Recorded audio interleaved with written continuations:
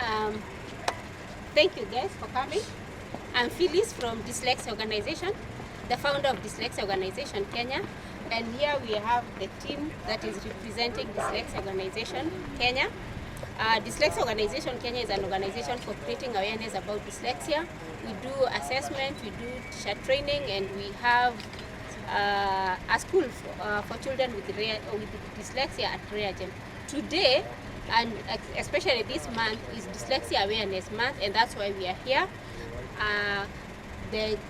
You can see we are having GoRED Dyslexia. It is an event for creating awareness. It is a global event, and that's why we have in front of us the UAP building up in red to partner and create this awareness with us.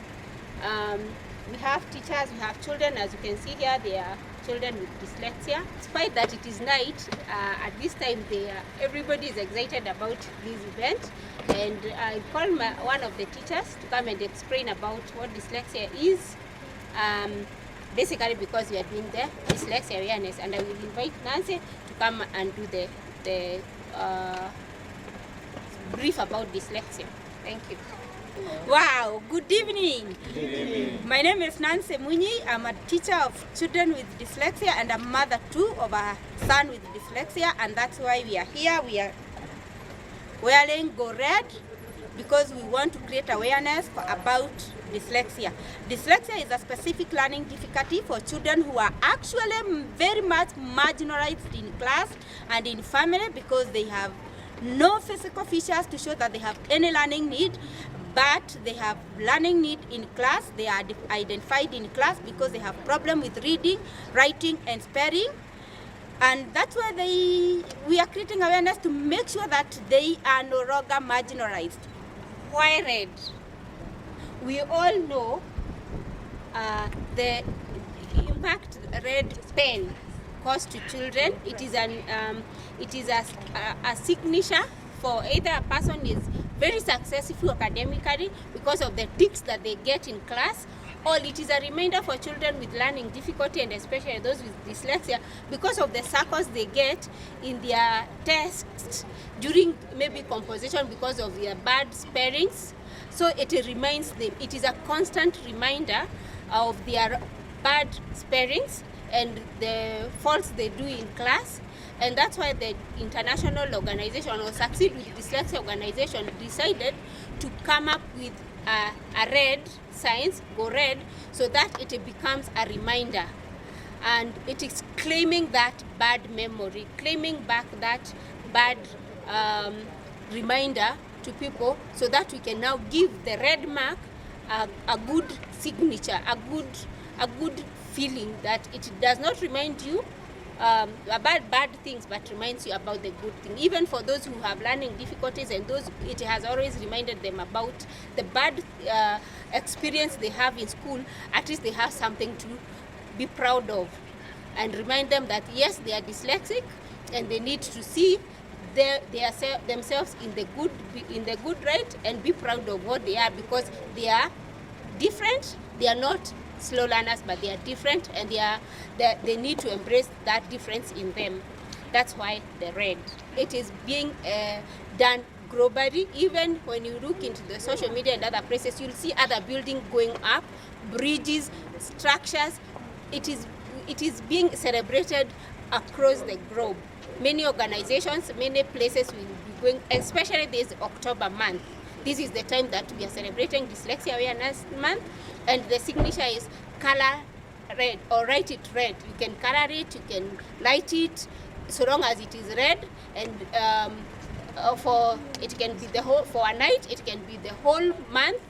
And yeah, we are here proudly doing it red in Kenya today to recognize this global thing, and to partner with other global organizations in the world. Good evening, everyone. It's a pleasure. Yes, it's a pleasure to be here. I think today is a phenomenal day, and we are all here to mark Dyslexia Awareness Day, and we are very excited that we are doing it in style. We are all here going red for dyslexia, And so the month of October is a very important month for the dyslexia community, because that's the month that we mark the dyslexia awareness. And as my colleague has rightly put it, dyslexia is a language-based learning disorder, and typically it affects the language, the acquisition of language skills, that is the spelling, the reading, the writing. And so the hallmark of dyslexia is difficulties in learning how to read, learning how to spell, and in some cases even comprehension, or even the language, the spoken language. So, but the beauty is we are here to mark dyslexia and to tell the world that dyslexia is not a death sentence. It's not all gloom and doom. And among us here, we have children with dyslexia, we have young adults who have made it, not despite of dyslexia, no. They have made it because they have dyslexia. So even as we mark this month, we are actually even encouraging persons with dyslexia or children with dyslexia to say that I have dyslexia, and not use the phrase but or the word but, and I have achieved this and that. So the red flags, as I've said, of dyslexia is difficulty learning to read, learning to spell, learning to write, and in some cases comprehension challenges.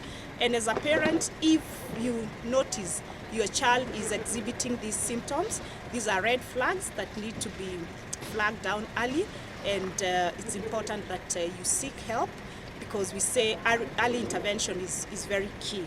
And early intervention also marks the difference between your child failing throughout their life or succeeding, because there's help for dyslexia.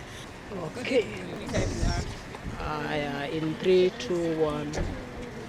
Good evening, everyone, and I'm highly privileged and delighted to be here joining you this day as we celebrate the International World Dyslexia Day, which is an honor for it to be done here in Kenya, because we have been lagging behind in invisible disabilities, and the fact that not many people actually understand what dyslexia is all about, despite many of our children being affected, and even our leaders and our teachers do not get to understand what it's all about. And for us to join the entire world in this bandwagon of going red, as we have done a very big thing, which is very big. As you can see, the building is all lit up in red, which is a huge achievement for such great milestones when we are joining the rest of the world in this celebration.